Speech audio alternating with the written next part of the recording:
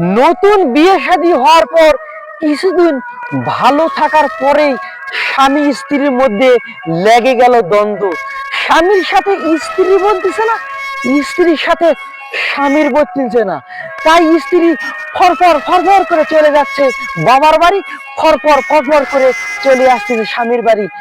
আসে শুধু একই কেসি, স্বামী স্ত্রী বলতেছে না। তখন মুরব্বীরা বুদ্ধি দিচ্ছে, যদি একখানা স্ত্রীর সন্তান হয় তাহলেই স্ত্রী টাইট হয়ে যাবে। স্ত্রীকে বলতেছে, যদি তোমার একখানা সন্তান হয় তাহলেই তোমার স্বামী ভালো হয়ে যাবে। এই মুরব্বীদের কথার উপর ভিত্তি করে সন্তান নেওয়ার পরেও গ্যাঞ্জাম সংসারের মধ্যে লেগেই আছে। অবশেষে কি হলো?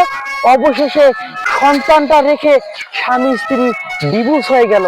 তখন সন্তানটা হয়ে গেল এতিম অনাথের মতো মাওরা।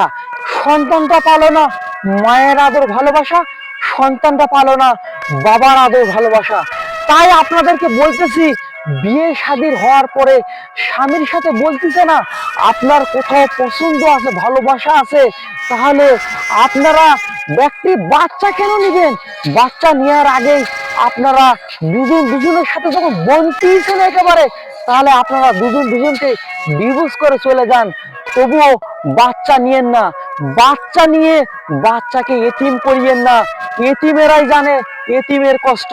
তাই আপনাদের কাছে আকুল ভাবে বলতেছি, যদি এরকমই আপনার সংসারে হয়ে থাকে, মুরব্বীদের কথা শুনবেন না, আপনার নিজের চিন্তা ভাবনা নিজেই করবেন।